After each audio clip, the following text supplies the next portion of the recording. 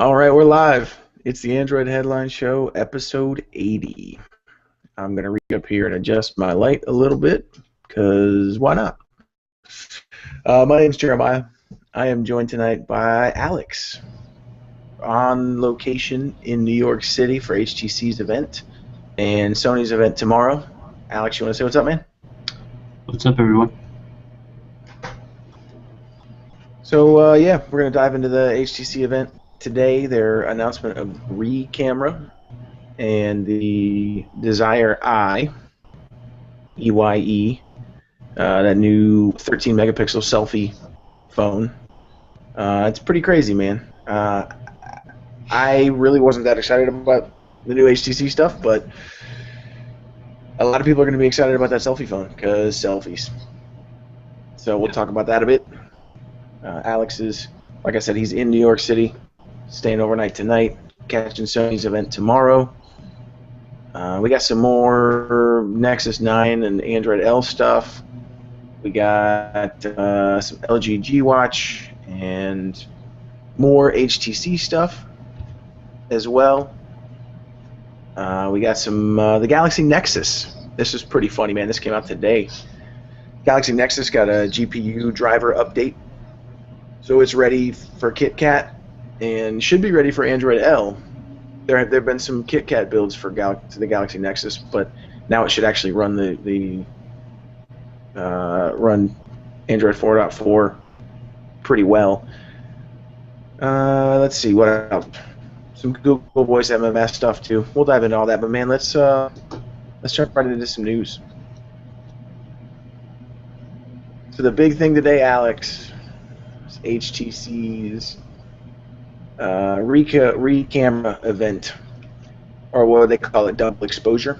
Yeah, the double exposure event, but I mean, the big thing was really the Re-camera. You got the Desire Eye, but you could tell HTC was more excited about the Re-camera because the Desire Eye, they didn't spend a whole lot of time on it, but the Re-camera they did.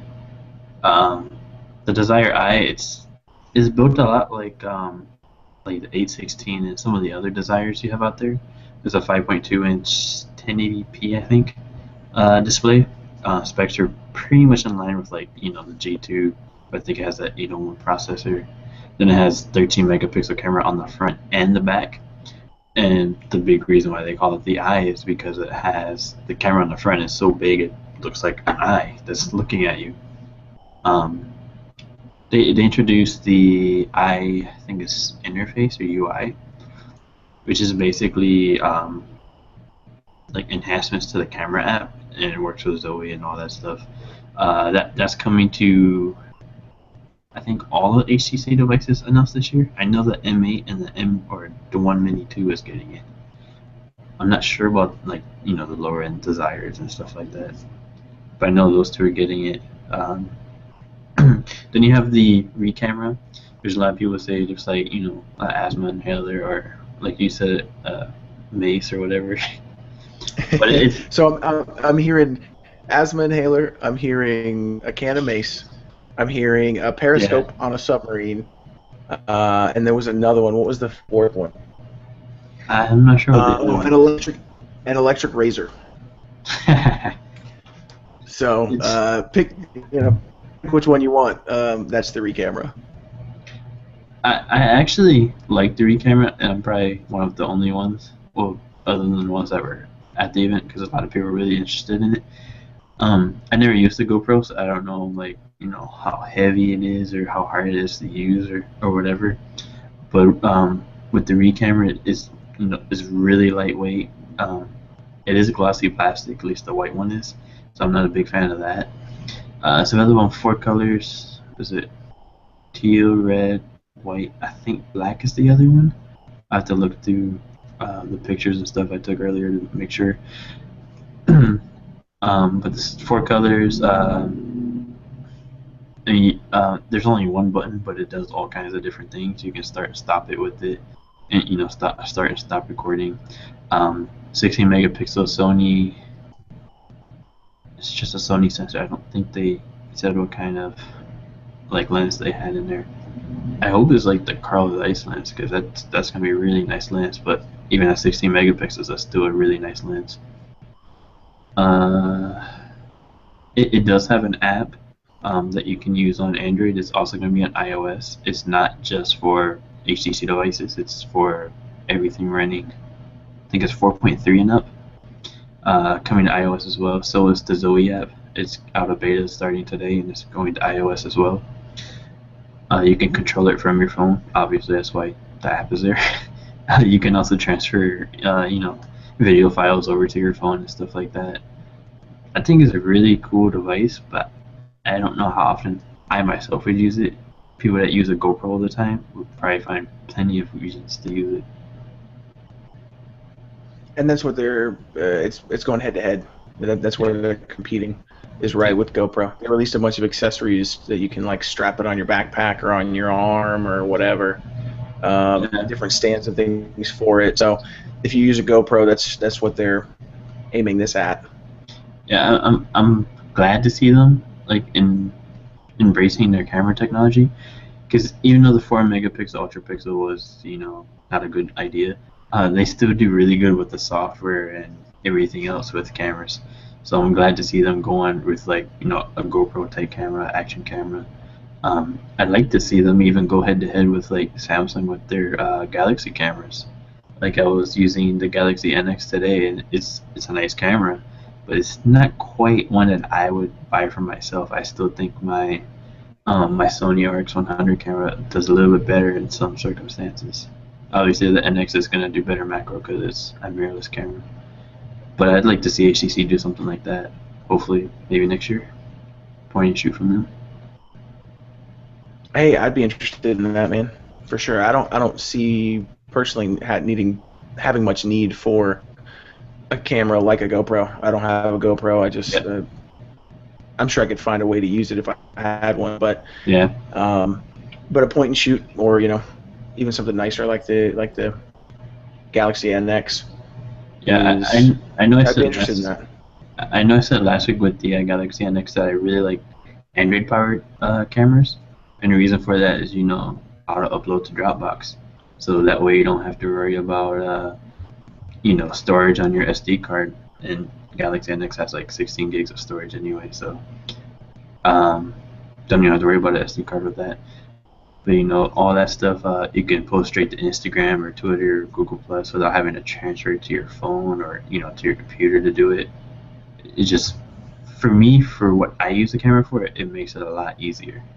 Like today when I was taking pictures at HTC, it just uploads to Dropbox. Of course, Wi-Fi was the issue there, so it didn't work seamlessly as it should have. Right, and that's always. Your connection is always a concern, but having that option is really cool. Yep. So it's a 16 megapixel sensor in the Re camera. Yep, it's a Sony sensor. And the Desire Eye has two 13 megapixel cameras. What I'm hoping is that we see a 13 or megapixel camera on the next HTC One. Because that phone was pretty phenomenal except for the camera. Yeah, because I think, in my opinion, the Desire Eye is a better deal than the M8 right now, unless you really want that, aluminum unibody, because it is, depending on what color you get, it's either glossy plastic or matte. The white one is obviously going to be glossy, but the other colors aren't glossy, especially like the teal one, which I played with that one a little bit earlier. It's a really nice looking device, actually. I wouldn't mind picking one up. Yep. Yeah, hopefully we can get our hands on one to review it. I know you got some pictures and some time with it today, but I'd like to really get a hands-on review with that guy. Oh yeah. It was an interesting event. I don't know if you watched the live stream or not, but it was kind of weird. It wasn't quite Samsung Galaxy S4 weird, but it was pretty interesting. Yeah, I'll have to go back and rewatch it. I was actually in the car driving while the event was going on, so I didn't get a chance to watch it live, but heard lots of reactions on Yeah. Twitter later when I was able to catch up on it. Everybody just when it first started out, there was a lot of like, "What the hell is this? What's going on?" So Yeah, like when one person would finish their part of like the keynote, then some models would come up on stage and do all kinds of stuff. And after they announced the Re camera, they'd come up on stage holding like the Re camera, and they'd use the feed from the camera for the video in the background. It was cool to see how it worked like seamlessly like that. It was still kind of weird. yeah, that does sound odd. I'll have to go back and watch that and make fun of it. Well, that's awesome, man. I'm glad you're on site there. I know it's been a long day for you, but definitely appreciate you being there live to check out that stuff, man. And we got Sony tomorrow, Yep. basically almost confirmed to be the Sony Sony Xperia Z3 for T-Mobile. I don't know if we'll see anything else. I hope we do. I really want to get my hands on the Z3 Compact and the Z3 Tablet Compact. Especially that tablet, that's the one I'm really looking forward to. But other than that, I don't know what else is going to come out of that. And so far, the only thing that we really know is that it's a Z3 for T-Mobile, and they're making a. What's cool is they're doing an event for it. So they've already announced the phone, but they're doing a special event to announce its release in the U.S. And apparently, they want to make this like a pretty big deal, which is great because more Yeah, Sony phones in the U.S. from what I've talked with Sony's PR obviously, because that's how you get invited to the event. But they seem like they really want to make a big deal out of this event. They don't often hold events in the U.S. outside of like CES or trade shows like that. So it's going to be interesting to see how it works out tomorrow. I hope it's a big one because could sure use them over here, especially with HTC not doing well. Motorola is kind of nobody's not really sure what's going on with them since they're not owned by Lenovo officially yet, and Google's treating them as a sole company. So Yep, yep. So yeah, I'm really excited to see what else they offer, if anything. If they have available yep, to if they're going to announce or maybe have some stuff to get live demos with. Because that new tablet is definitely exciting. yeah, I played Z3 with though the is a really good phone too. yeah the Z3 and the Z3 Compact. I mean, crazy battery life. It's probably the big thing for me. Then they changed up their design a little bit because before like the edges were all like you know they weren't rounded or anything, so it was a little bit tough to hold, especially the bigger phones if you don't have gigantic hands. So the rounded edges should make it a bit easier to hold. Um, but yeah, Sony in the U.S. finally. It's exciting, man. It is exciting. What else? What else? So those are the two big things this week, today and tomorrow. But there was other stuff that we heard this week. Some rumors about the Nexus 9, as well as Android L and the next version of Android Wear, could be dropping October 15th. So we've heard October 15 and October 16 as possible release dates, or announcement dates rather, for the next Nexus devices and Android L. Next, let's see, the 15th is Wednesday, and the 16th is Thursday. So, but this rumor came from Artem over at Android Police. He's saying that this stuff could be announced next week, and so the Nexus 9, along with Android L and Android Wear 2.0.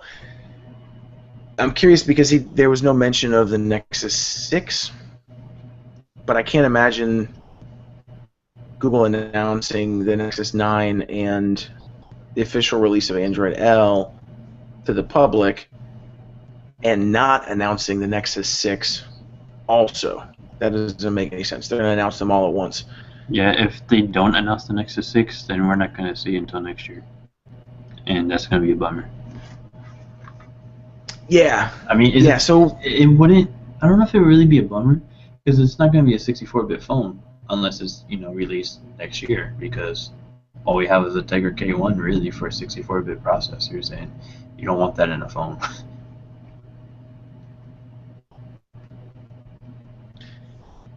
the other thing is, Apple is supposed to be announcing the new iPad October 16th. Yep. That So we'll want to go head to head with the Nexus 9 announced right before the new iPad. Yeah, and well, that rumor about it being October 15th, I've heard that from a few other people as well, and not just Artem from Android Police, but Jerry from Android Central. He went on for like 20 minutes on their podcast last week about it, saying it's just going to be a press release on the 15th. So. Well, that's what we got last year. Just a announcement, like press release. It's I don't know. It's weird because it's like I don't know if it's I don't even know what to say because it's like Google doesn't seem like they really care about big Android releases anymore because I mean we got an event for Android 4.3 Jelly Bean but not for KitKat, and now it looks like we're not getting it for Android L. The last one that we had for like a big update outside of Google I/O, I'd say it's probably ICS because 4.1 was at I/O, 4.2 was a press release, 4.3 was with Chromecast and Jelly Bean or Nexus 7, and that wasn't really a big update. And then 4.4, and it looks like L is going to be on press release as well. Yeah, you're right. I think when you say that Google really doesn't care, about making these a big deal. The Nexus devices are supposed to be reference devices. So whether it's a Nexus 6 or a Nexus 9, they're not selling the devices to make money. They're putting them out so that manufacturers have an idea of what Google wants the Android experience to be like. Same thing with their OS updates. We've talked about this. We talked about this. I don't know, man. Maybe a year ago. That Google doesn't really care about Android. Like as a platform, they're not like gung ho about Android. Yeah, what it is it's a conduit. It's a way to get people to use Google services. So that's basically how all their services is. It's just a way to get more people using their services, so they see more ads, and obviously it brings in more revenue because they're still an ad company. But what I'm also thinking is since we haven't had an event for a new Nexus price has dropped. Because remember the Galaxy Nexus was what, like $500? Nexus 4 we didn't have an event. It was canceled, but we didn't have an event, and that was $350. And then Nexus 5 we didn't have an event, and now again was $350. So I wonder if they're saving money by not having an event so they can sell the Nexus cheaper. I'm sure it's bigger than just to sell the Nexus cheaper, but you are right on the money. Absolutely. There's no reason for them to flush a bunch of money into having a large event when they're not making money on the devices. They're not making money on the OS. It's just a way to show manufacturers how to do Android right, and to get more people using Android or using Google apps and services. Yeah. Why are they gonna have a big event to announce something? They already announced Android L. So it's a couple of new devices and the next version of Android Wear, which again they already announced it at Google I/O. Yeah, Android Wear I think is going to get a huge update. Watch that's face exciting. is the big thing right there because right now, third-party watch faces basically work as a standalone app on your watch that's running all the time, which is why I stopped using third-party watch faces. It's a battery drain, yeah, for sure. Yep, and I mean that was my big complaint after I sent back my Moto 360 to Motorola because it was a review and even everybody thought that we got to keep them. It went back to the G Watch. Like the watch faces just look so plain on the G Watch to me. I don't know if it's because it's a square display instead of a round or what. Right. But again, so you are completely right. I think when you say that they're not spending money on this because they don't need to. We're going to cover it whether they have a big press event or not. And we're gonna order the devices, you know. The interesting thing is that they always have, well, at least last year they had that Chrome Developer Conference. Of course, that's under Sundar, and well, he's Android too now. So I don't know if they're having it this year. I don't remember hearing anything about it, but that's usually like in November. So you'd think we'd hear something about it by now. Maybe they won't have one this year. Because you think if they're doing like a Chrome Developer, conference basically, they could just merge Android in with that because it's the same boss. So why not? Yeah, and maybe they won't. Maybe the focus is more on Android One. Yeah. Getting into those, developing countries with Android One, and not so much focused on Chrome development right now. Yeah. So you can tell that's where Sundar's focuses. Yeah, you can tell he's really focused on Android One right now. I mean, they're doing a lot of things in India, but Android One seems like really promising, and I don't know if we really see it in the U.S., but we kind of already had it with the Moto G. I mean, it's already Moto E as well. They're both pretty cheap but pretty good devices that is stock Android. It gets updates right after the Moto X, basically, which is still pretty fast. Yep. So those were the big news things this week, man. What else? Anything else happened this week that you wanted to talk about? I couldn't really think of much else. I don't think so. Good. All right. Well, let's stop then, man. Let's switch over. Talk about some hardware. So we were just talking about the Nexus 9 and HTC. HTC's president wasn't the CEO. It was a president of North America or North Asia. Yeah, North Asia. Rather. Yep. So the official title, president of North Asia. What's his name? Jack Tong. Basically confirmed the Nexus 9 coming from HTC, which is not a surprise, but it's a confirmation that we haven't had before. NVIDIA confirmed it too, that they were working with HTC and Google on the Nexus 9, so everybody's confirmed it except for Google. Yep. It's all but official. And we've seen Jack it. Tong was. We've seen it in carrier roadmaps, although it's the Nexus 8. It was the Nexus 8 before, but now they changed it to the 9 because it's it's an 8.9-inch device, so it can go as either. Yeah. And also, Jack Tong in this same announcement confirmed that HTC is getting back into the tablet market. So that probably means that they'll be making HD tablets, not just ongoing Nexus tablets. Yep. If they're headed to returning to the tablet market, it's going to be with HTC branded devices, probably running Sense. They're going to jump back into the tablet game, which I thought was pretty cool as well. Yeah, there's been the even rumor though tablet sales are pretty flat, but whatever. Yeah, and there's been the rumor of the HTC T1 for I don't know, like 12 months now. It's been around for a while, and it's always been said that it's what the Nexus 9 is based off of. So I think it's going to be kind of like what LG do with the Nexus 4 and 5. They have their own flagship, and then the Nexus is based off of that. So I was kind of hoping that we'd see that tablet today, but we didn't. But I think I'd like a Sense version of the Nexus 9 from what I know about it so far. It's Sense has come a long way. There's a lot of cool features there. The blink feed would be great, I think, on a tablet. Just sitting in front of your TV, browsing through your blink feed feeds. Yeah, I think that'd be pretty sweet. I think after stock Android and then Sony's UI, I think HTC is my favorite after that. I know a lot of people thought I was going to say LG. LG's is still not as refined. Sense has had a long time to. They've really visually got it looking good, and it's quick.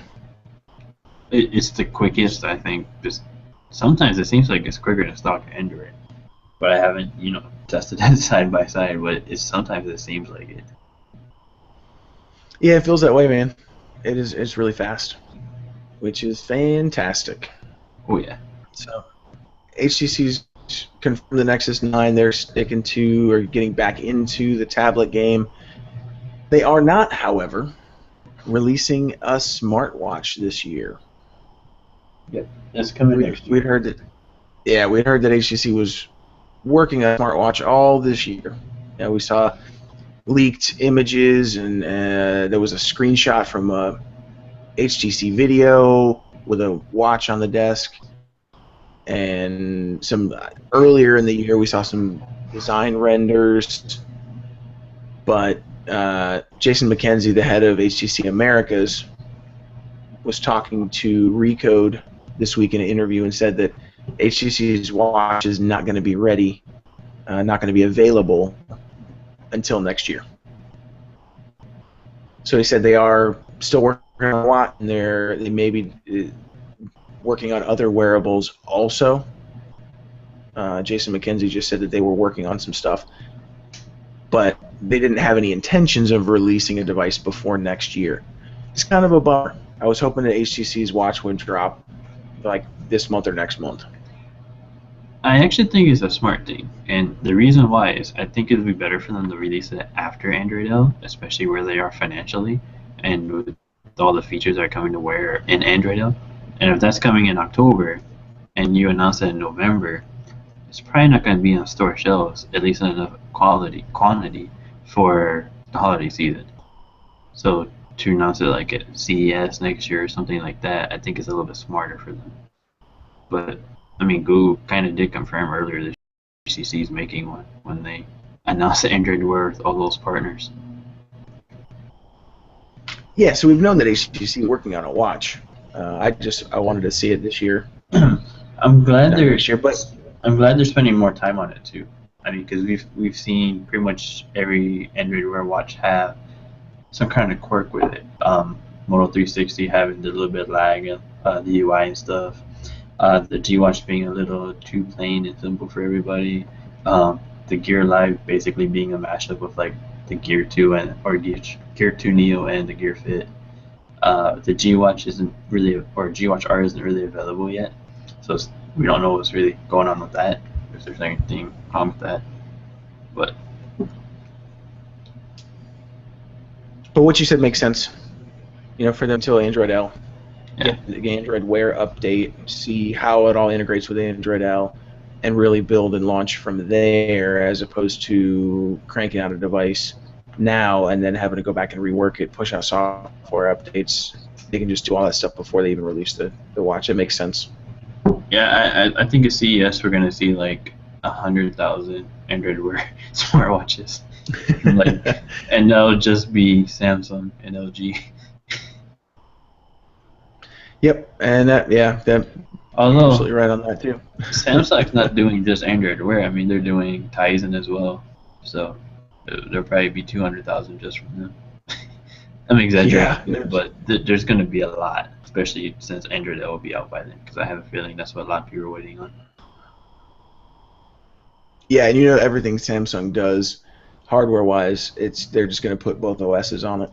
So. Just like with Windows Phone, they basically next year they'll get the S5 with Windows Phone on it. Yep. We did get some information about the LG G Watch R this week, though. So this is the round LG G Watch that looks like a sporty, like dive watch type deal, and so that's going to be released October 14th in Korea, and it's going to cost about $328.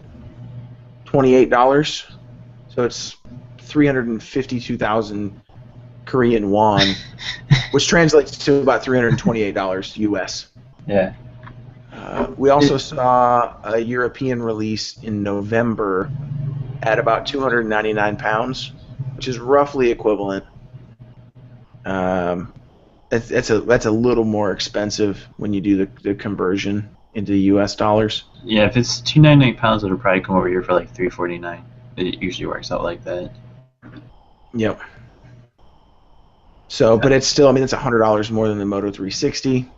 Yeah, but it's probably, well, not probably, but it's not going to have the lag in the UI because it's not a TI OMAP processor. Of course, it's going to have the bigger bezels. I think it has a bigger battery. I'm not quite sure on that one. I don't remember the specs on both of them.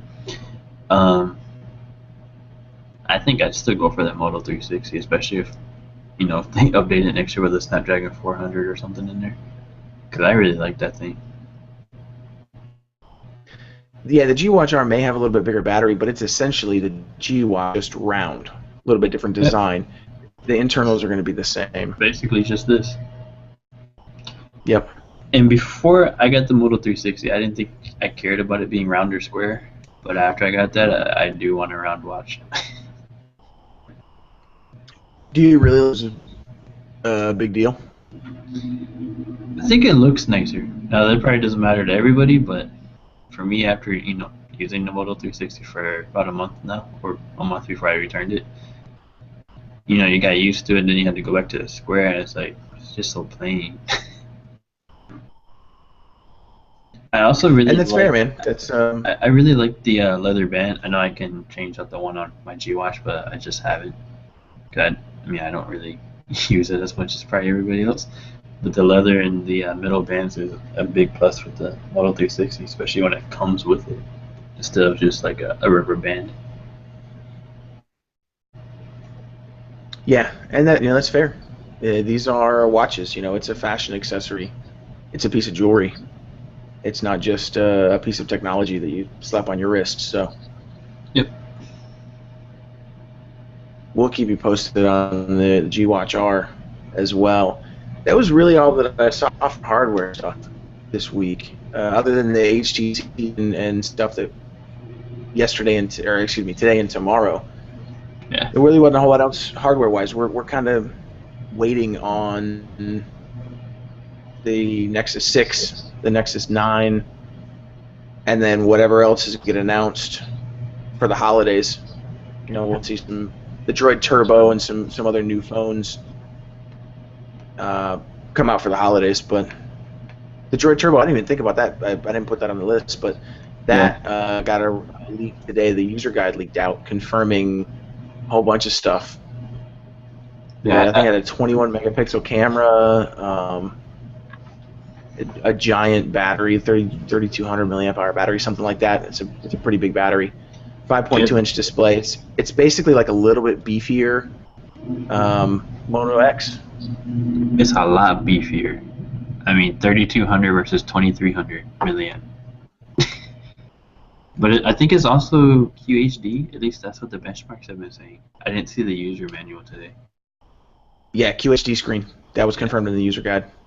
And the 21 megapixel camera is probably the same one that the Xperia, Z1, 2, and 3 all have. Because I know the Moto X has a Sony sensor, so I wouldn't be surprised if the Droid Turbo has one as well. So it's probably technically a 20.7. Yeah. So if you're on Verizon, that's going to be the phone to get. Unfortunately, it's stuck. You're stuck on Verizon. Well, it did go through the FCC with AT&T bans earlier this week, which everybody jumped on saying it was a Nexus, and then changed that later on. That's right. I forgot about that. And we've heard trademarks of Moto Max over, I think, about 6 months ago or so. They trademarked that, so we might see it come to AT&T as the Moto Max, and if it does, I'll probably pick one up, or be tempted to at least. Yeah, if that device dropped anywhere on a GSM carrier, I would take a serious look at it. Yep. So we'll keep you posted on that too as that gets ready, gets closer to an official launch. It's definitely leaking all over the internet. I'll have to update the show notes with that too. But that's it for hardware, man. Let's jump in software. I'm kind of excited about this.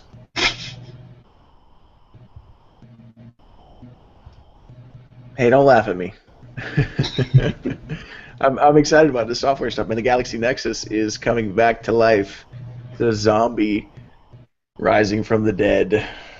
So the Galaxy Nexus just today got some updated GPU drivers. and that should make it very easy to not only get some more stable versions of KitKat running on the GNex, but also prepare it for Android L. When Google announced KitKat, they said the Galaxy Nexus is not getting an update to 4.4.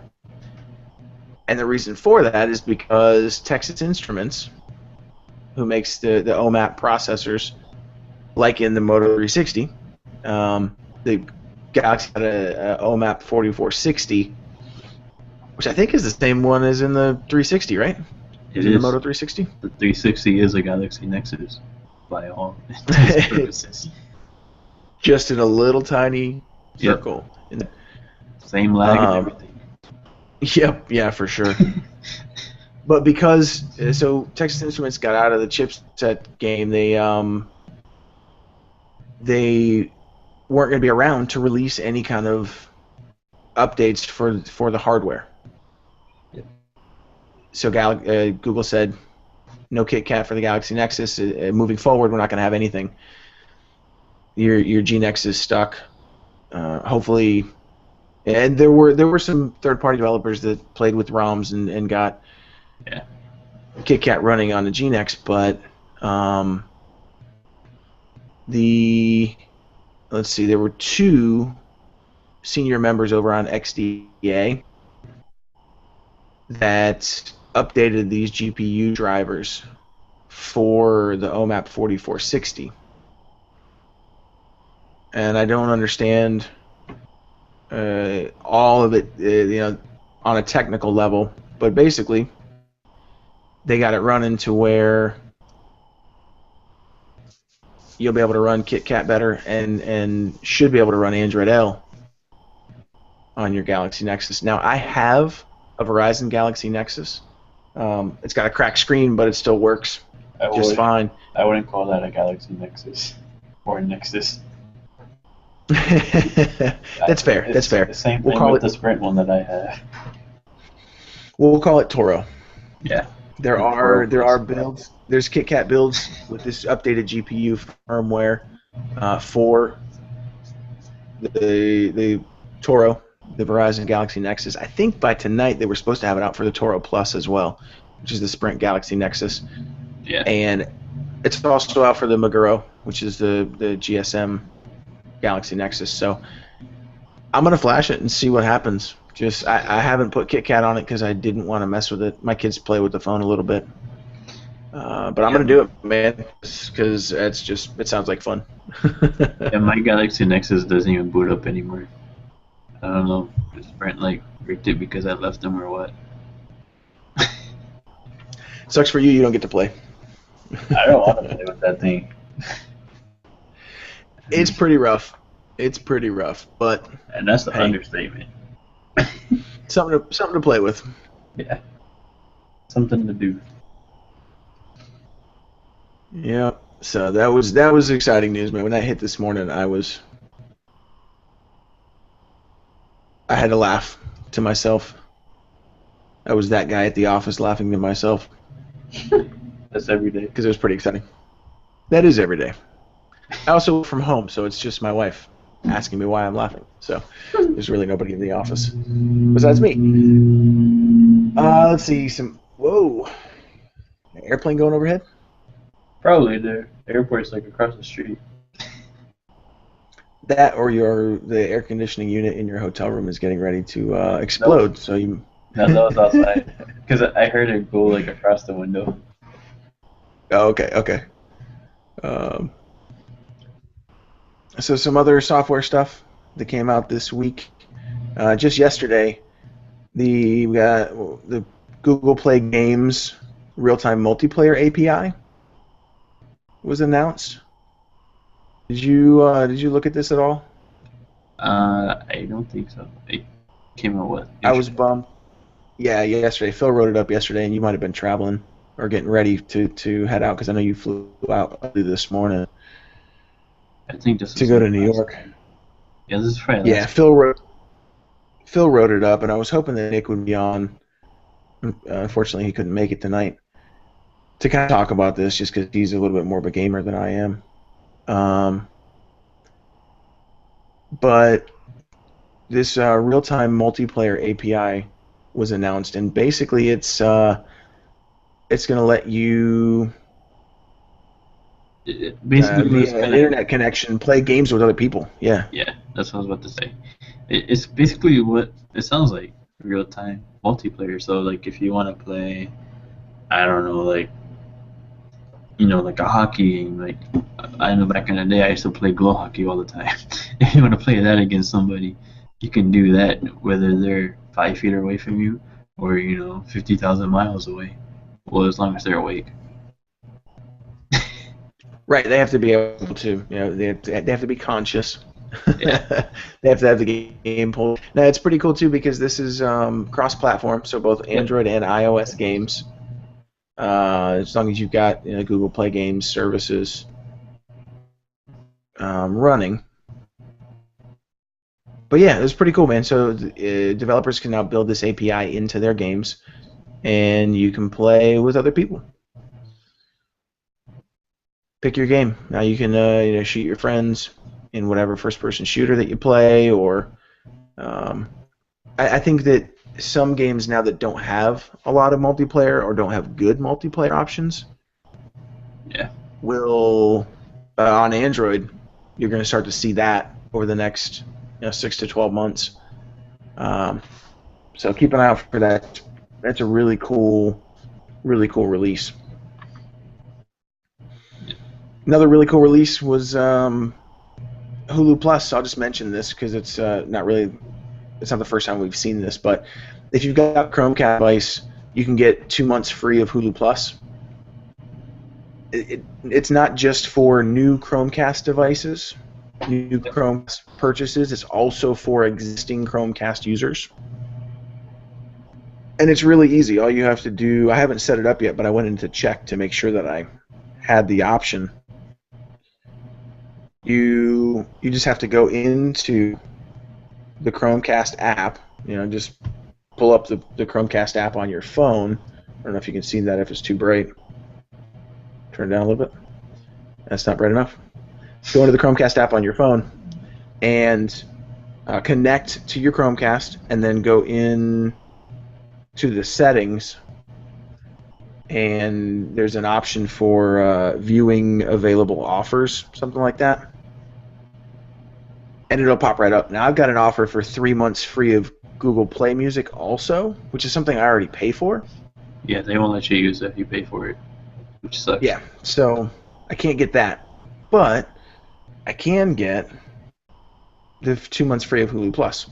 Now you have to create a Hulu account. You have to put in your credit card information first. Yep. If you forget to cancel it after the 2-month trial, you will be charged. It'll automatically charge you. So you got to remember that. In 2 months, you got to go in and cancel it.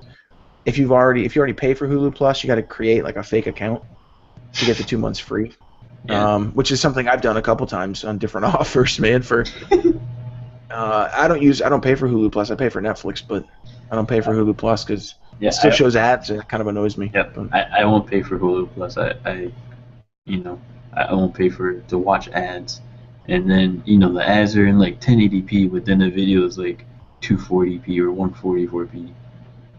And then it's always buffering. That's frustrating. I'll just watch it on Showbox. Yeah. Then there are some shows on Hulu Plus that you can't get on Netflix. Community is one that I watched. Well, also Hulu Plus, like they update the new episodes the day after they air.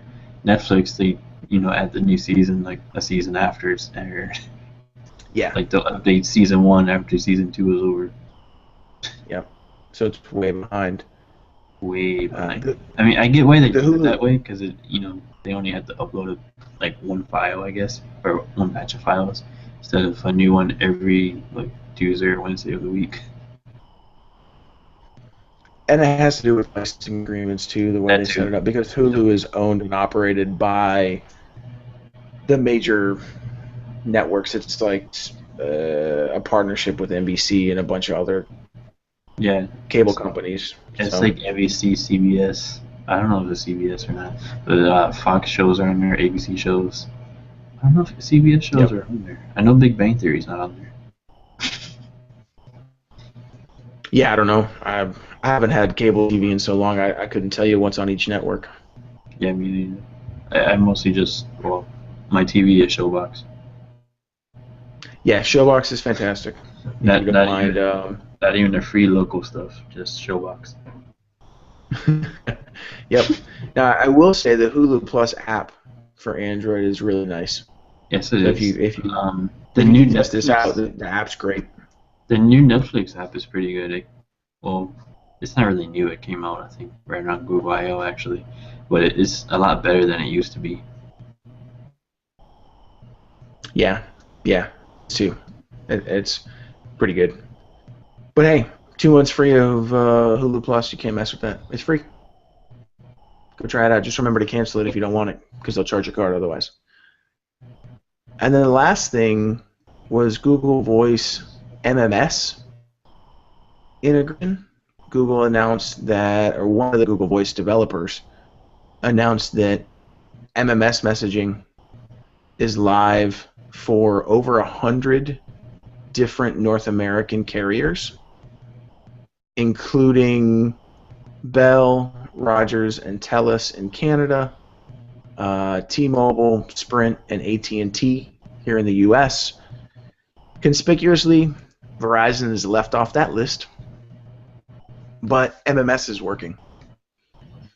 So some people were reporting that they were getting just a link to a web page. Like Google would pull the MMS, it would pull that image or video, whatever the sound, whatever the multimedia message was, and link to it and just send you the link. The messages, the MMS messages, are fully working in Hangouts. If you're using Google Voice, still using the Google Voice app or the Google Voice web portal, you haven't integrated with Hangouts yet. Some people were saying that they just got a link instead of the actual message or picture or whatever. But it's working. It's working both ways, incoming and outgoing. It's a little bit buggy. Sometimes it takes a little while, but it's working. And Google they'll kind of iron out the bugs and get it working more. But it's exciting that it's working.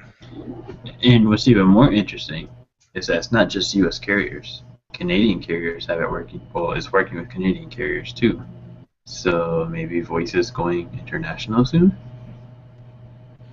Yes, that's a very good point. Because when I saw that story and I sent it to Corey to write it up because he writes up all their Canada stuff, I didn't even think about Google Voice going to Canada for that. I'm just like, oh cool, it's on all these Canadian carriers. It'll work with them as well. Then I saw, I think it's Android in Canada. One of the smaller, like really small Android sites they're talking about is like, is Google Voice finally coming to Canada? Like, I didn't even think about that. That would be awesome if it goes, not just to Canada, but elsewhere. Because I know a lot of people that review devices like I do. They would love to have Google Voice. They don't have to carry their phone, plus the phone they're reviewing, unless they just put their SIM card into that review device.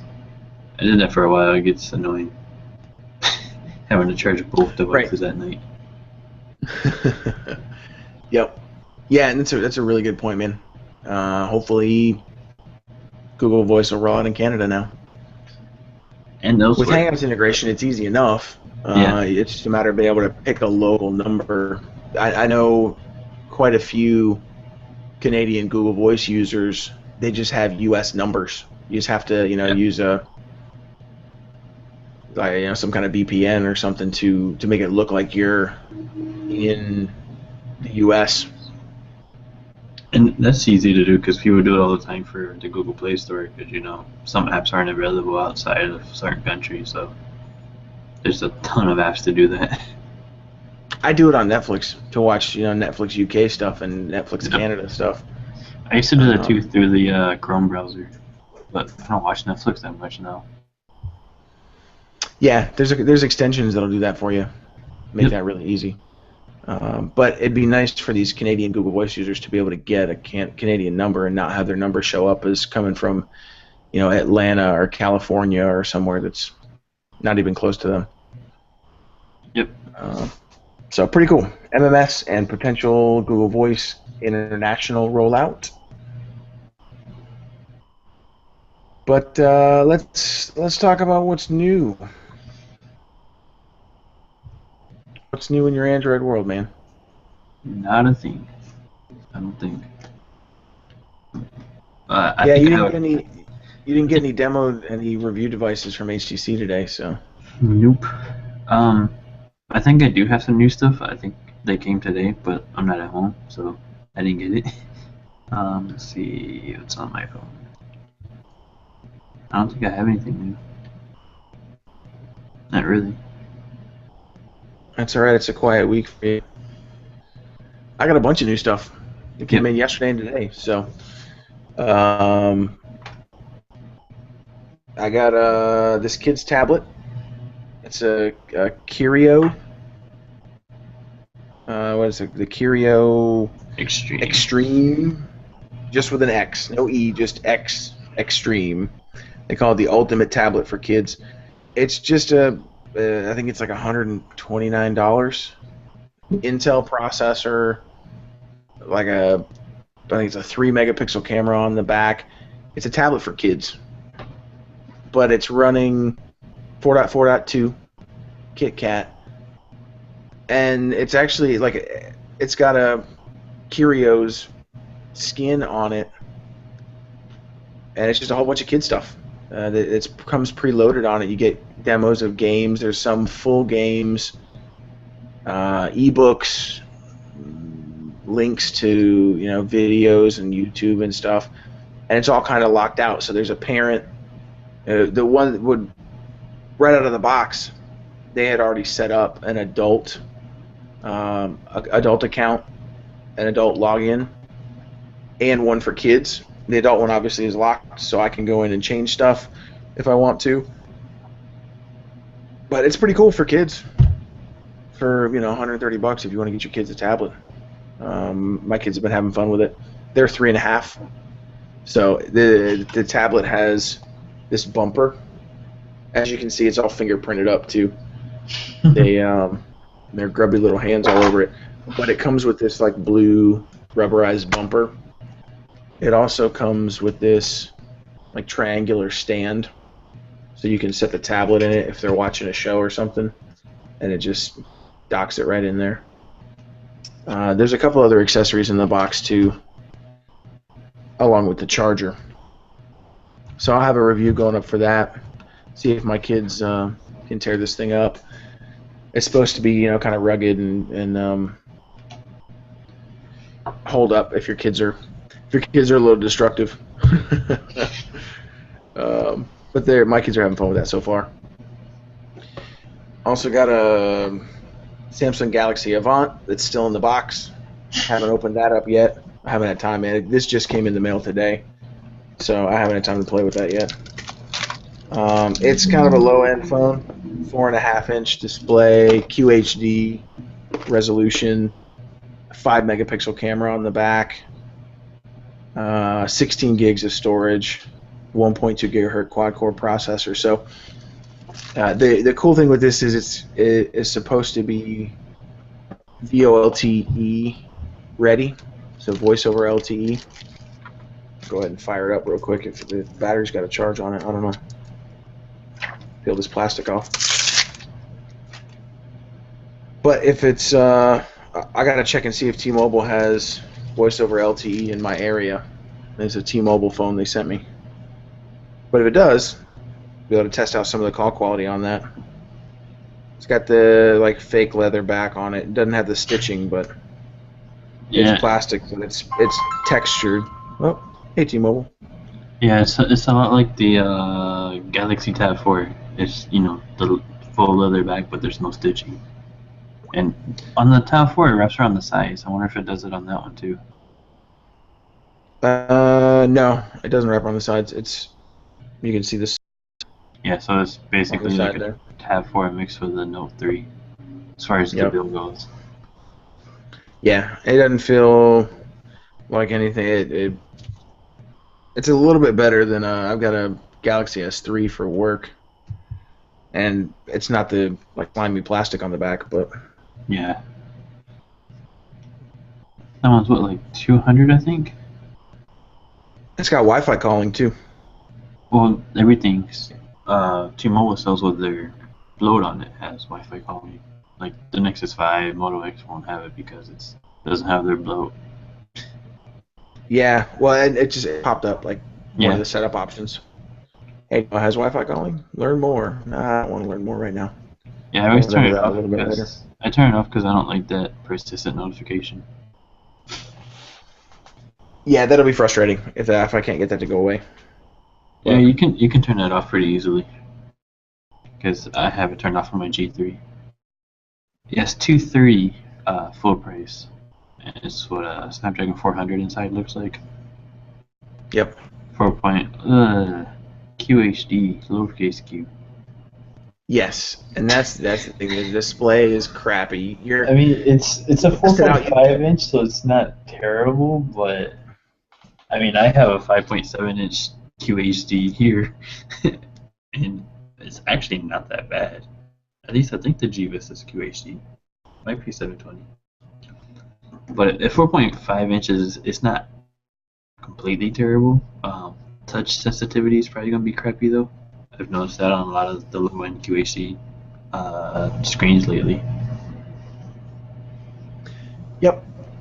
So I'll have a review of that going up here in a couple of weeks. Oh wow, I have 16 gigs of built-in storage. Usually it's like 8 or 4. Yeah, this one's got 16. So it's you may be better off getting a Moto G, but it may be Unless you want the maybe a Wi-Fi. decent option. Yeah, unless you need like the Wi-Fi calling. Like for my parents, they kind of need the Wi-Fi calling, because they actually make phone calls. The Galaxy S11 is probably gonna be a better choice unless you use Google Voice, because the Moto G won't have T-Mobile's Wi-Fi calling. It will have, but you can do it through Hangouts, obviously, with Google Voice. Yep. Because I actually did it and it worked pretty well.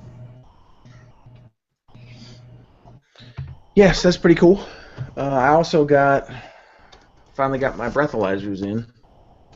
So these are it's called the Backtrack Mobile and the Backtrack Vio. It's a breathalyzer that it says and it specifically says on the packaging, estimates your blood alcohol content.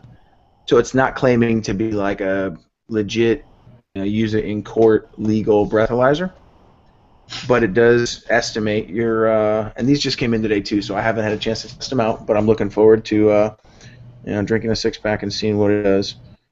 But there's an app on your phone, so you pair one is like a bigger unit that you blow into.